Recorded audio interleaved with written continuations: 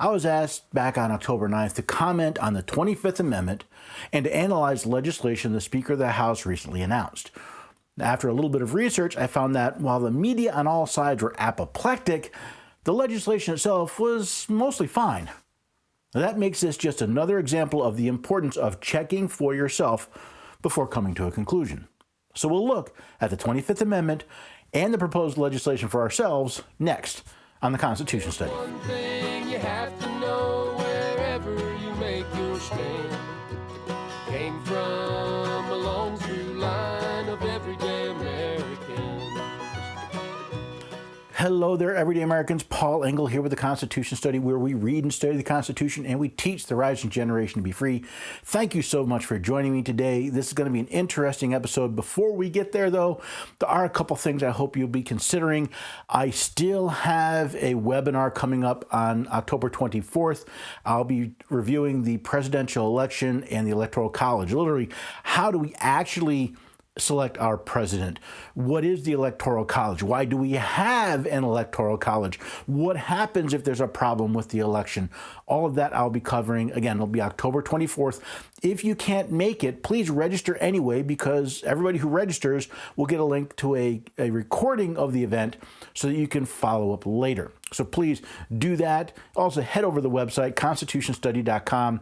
Look at all these articles and stuff. This is all stuff I release to you free so that you can use it, so that you can share it. So I really do ask that you do so. It helps promote this idea of understanding our rights, understanding liberty, and how to live free, especially in a country right now which seems more interested in infringing on our rights than protecting them. If you like the work that we're doing here and you want to donate, that would be great. That money is used to keep this podcast going, to prevent me from having to go out and find advertisers or anything like that, to keep it free and easy for you guys to access. If you have questions or topics, please ask me on the website. I get requests all the time, and I love filling them. While this didn't come through the website, again, it was a question I was asked. It was something I was asked to do to review the 25th Amendment and this legislation. So let's get to that now. When I was first asked to look into Ms. Pelosi's announcement and the related legislation, I did what most of us would do. I searched for news items about it. Many were misrepresenting the 25th Amendment, with statements like being used to remove a sitting president, while others, well, they bordered on political hyperbole, as if that's possible. Now, as usual, I merely found the actual proposed legislation and started there. Now, if you want to understand this piece of legislation, we do need to understand the 25th Amendment. So let's start there. The 25th Amendment was passed by Congress in 1965 and was ratified in 1967. It consists of 4 sections, each of which deals with a specific situation regarding the presidential succession. Those of you who remember that time in history will notice this was shortly after the assassination of President Kennedy. See, at the time, there was some confusion about the constitutionality of the vice president becoming president.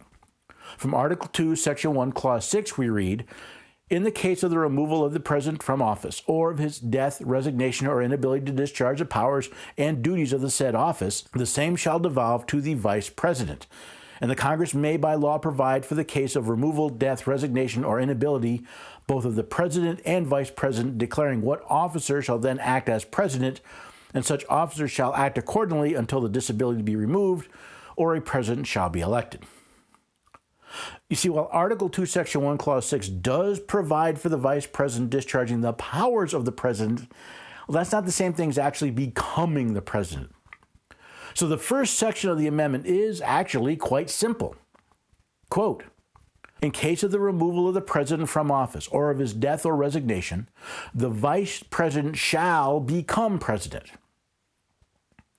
Now, instead of just discharging the powers and duties of the president, the vice president would actually become president.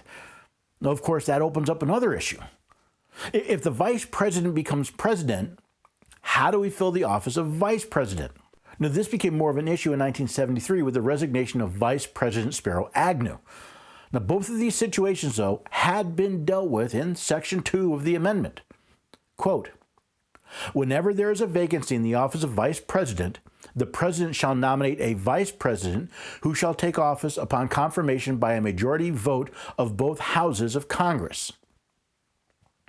Remember, both the president and vice president are elected by the states, not directly by the people. Now, I believe because the vice president also becomes president of the Senate, it was decided that this appointment should be confirmed by both houses of Congress. So this amendment has dealt with the removal of a president and selecting a replacement vice president. What about a situation where the president is unable to discharge his duties for a period of time? See, remember, when the Constitution was written, not only had Congress not delegated so much of their power to the executive branch, but the powers of the president did not require that he be available 24 hours a day, 7 days a week. Even if a state was invaded, it would take hours, if not days, for the news to get to the president, and even more time for him to come to a decision and his orders to be carried out. Today, however, we live in a nuclear, constantly connected world where the time to react to a life-threatening event may only be minutes. What is the government to do? Enter Section 3 of the 25th Amendment.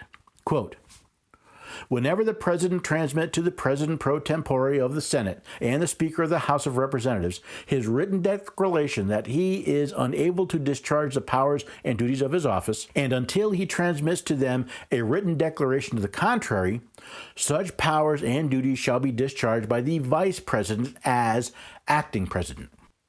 See, if the President becomes unable to fulfill the duties of his office, he can simply send a written declaration to the leaders of Congress stating so.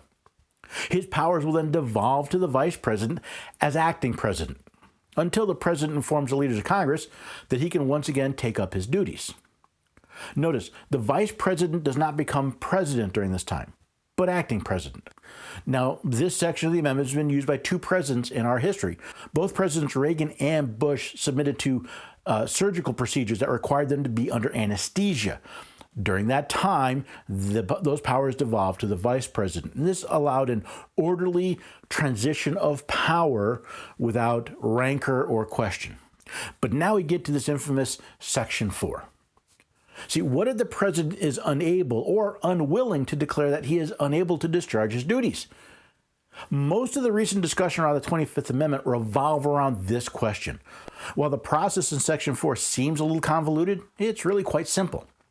Whenever the Vice President and a majority of either the principal officers of the executive department or of such other body as Congress may by law provide transmit to the President pro tempore of the Senate and the Speaker of their House of Representatives their written declaration that the President is unable to discharge the powers and duties of his office, the Vice President shall immediately assume the powers and duties of the office as acting President.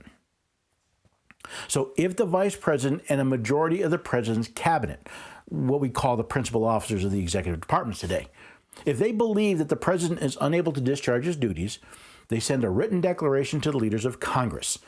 Then the Vice President assumes the power and duties as acting President. Now, unlike what is being said by much of the media today, the President is not removed from office. Only his powers are temporarily transferred to the Vice President. Since this is supposed to be a temporary transfer of power, how does the President get his powers back? Quote, thereafter, when the President transmits to the President pro tempore of the Senate and the Speaker of the House of Representatives his written declaration that no inability exists, he shall resume the powers and duties of his office.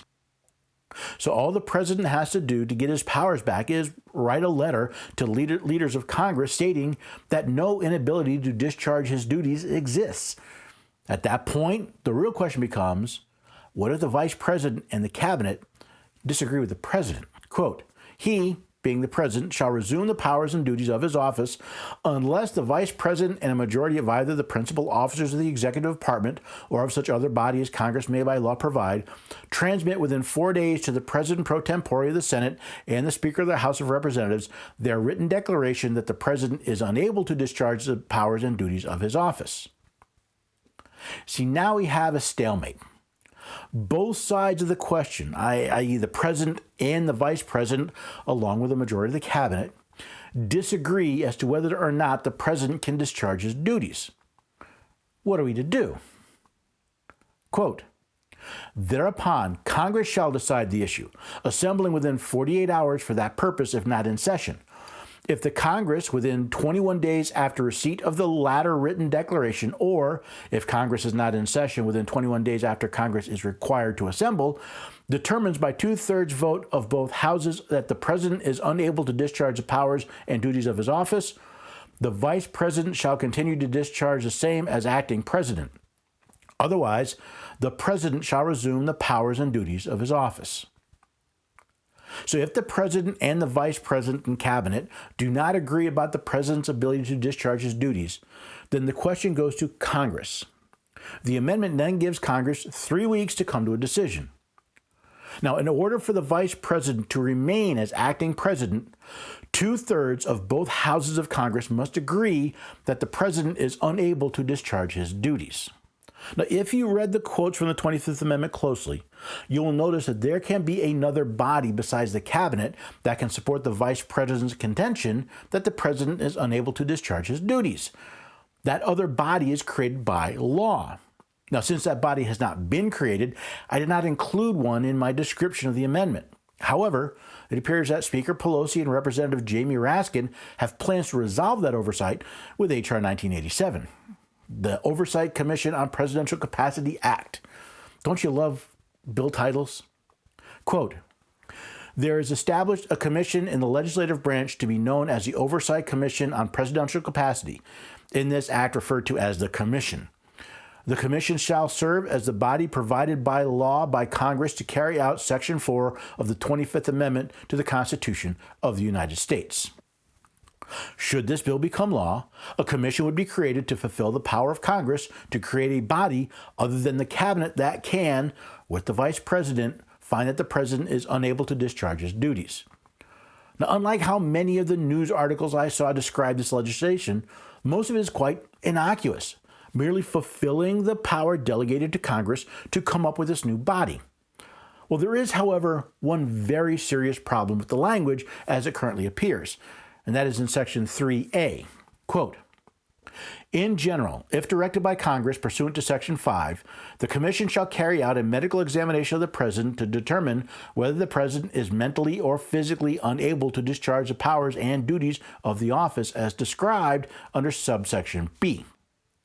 Nothing in the Constitution gives Congress the authority to demand that anyone, not even the President of the United States, submit to a medical examination. This would be a violation of the President's rights as protected by both the Fourth and Fifth Amendments.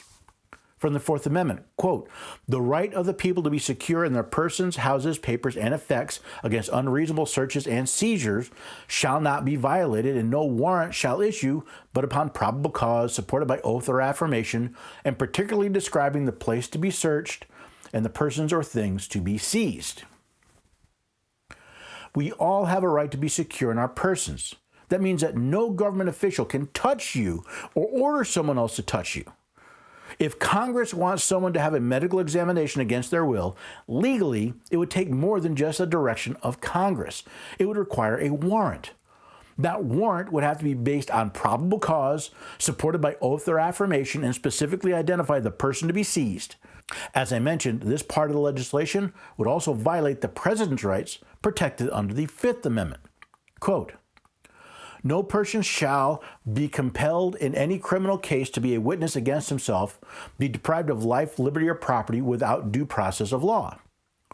While I doubt a medical examination would deprive someone of their life, to force someone to submit to one most definitely deprives them of their liberty and the property they have in their own body.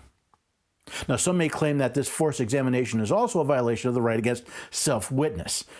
Now, while it does violate the general right of not being forced to be a witness against oneself, the Fifth Amendment only protects people from doing so in criminal cases. Section 6B of this legislation attempts to deal with the situation where a president refuses to submit to an examination ordered by Congress. Quote, consideration. Any refusal by the President to undergo such examination shall be taken into consideration by the Commission in reaching a conclusion in the report under subsection A.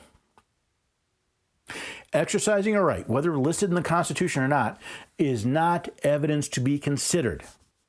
The idea that refusal to submit to an illegal seizure could be used against you is a violation of the right to be safe from self-witness.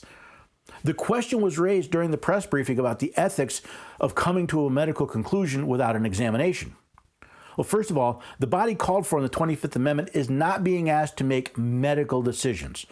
While the commission this legislation would create does include medical professionals, that would be a decision of Congress, not a requirement of the law. Should this legislation become law, the fact that Congress wants a medical opinion about the president does not deprive him of his rights. It is the duty of Congress to follow due process when providing for this body allowed under the 25th Amendment. The Free Legal Dictionary defines due process as, quote, an established course for judicial proceedings or other governmental activities designed to safeguard the legal rights of the individual. Now, as usual, the hype about this legislation far outstrips its actual language. If Congress can deal with the constitutional violations in Section 5 without further violations of the rights of the individual, there's nothing else I see wrong with this, that at least that I've found so far.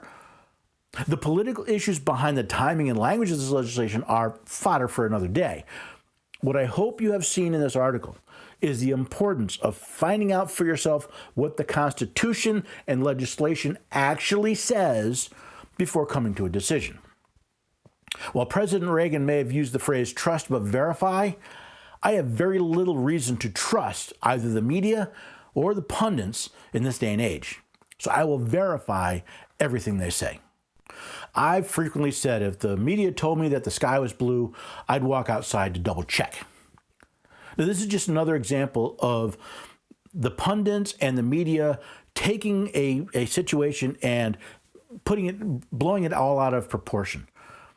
Not focusing on what's actually said or what's actually done, but trying to hype it to get people all excited, either for it or against it. Now, as I said, I'm not going to get into the politics of why the House has decided to pick up this legislation, why they decided to do it now. I have my own opinions. But it does show the importance of understanding what the Constitution actually says. The president is not removed under the 25th Amendment. Right? But it also to understand what the legislation says. Now, I understand legislation can be long and convoluted and difficult. You want to find people that you have proven you can trust them, have proven to be accurate. But this particular legislation is short. It's only about a page and a half. It's available online. That's why if you look at down this article, I have links to everything because I don't want you to blindly trust me. I want you to trust but verify to see if what I'm saying is true. Now, do I think this legislation is a bad idea? With the exception of the mandatory examination and using a refusal to be examined against him, I don't see really a problem with this particular legislation. It's political, but then all legislation is political these days. It's trying to set up a body other than the cabinet that the vice president can work with if we have a serious problem with the president, if they're unable to discharge their duties. And even looking at this legislation, they're trying to be bipartisan. Half are, I think it's 17 members. Half are chosen by the Republicans, half by the Democrats. Half are chosen by members of the House. Half are chosen by members of the Senate. They do want to have half be medical professionals and half formerly working in the executive branch. I think they make trouble for themselves when they require medical professionals because you're asking them to make a medical decision. The vice president isn't making a medical decision. The cabinet isn't making we're not requiring the vice president or the cabinet to order the president to get a medical examination. So I think we work that out, and the rest of the legislation really isn't that bad. And I think it's a good idea to have a second body. Remember, the cabinet is hired by the president. They work directly for the president. Therefore, they're going to be loyal to the president. If there's a situation where the president really is unable to perform the duties and the cabinet a majority of the cabinet will not support the vice president, having another group, an outside group that the vice president go to is not a bad idea. But again, what came to me, the request, all the hype, all the hyperbole, just more proof. We need to read for ourselves.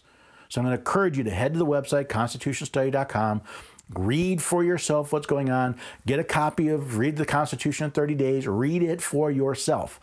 Why would I do that rather than a little pocket constitution? Well, two reasons. One is I put little commentaries in the book, Reading the Constitution in 30 Days. By the way, I said 30 days because I didn't believe people would believe me if I said 30 minutes. But it's also a way to support what I'm doing here with the Constitution Study.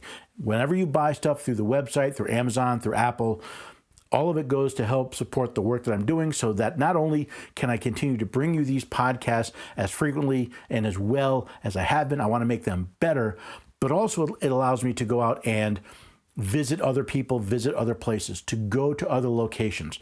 Right now, the biggest thing hindering me from going to other locations is the cost of travel. And if I can offset that by selling books, this is good, and I look forward to doing it.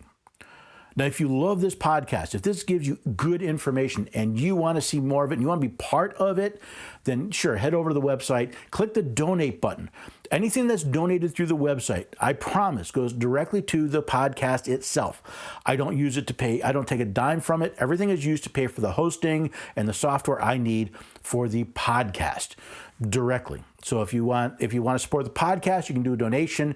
If you want to support the Constitution Study as a whole and the work that we're doing, you can go through the shop. If you want to become part of the Constitution Study, if you want to do more than just take in, if you actually want to become part of it, then please consider joining the Constitution Scholars. It's a membership program. It's $5 a month or $50 a year, and you become part of the process. You get greater access to me. You get full access to all of my digital material. And this is the group that I'm putting together and I'm working with to help do the next steps in the Constitution Study, to advise me on different programs. But they also come and I help advise them on what they're doing, whether it's legislation they're working on, whether it's a state constitutional amendment, which I'll be covering Thursday.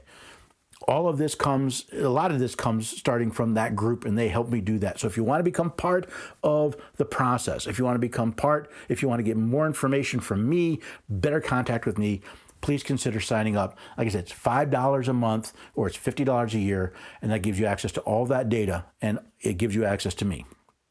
Hopefully, you found this podcast useful. You found the video full of information. You'll take the article, you'll share it with others. You'll find me on Facebook, on YouTube, on Twitter, on Rumble, on Parler.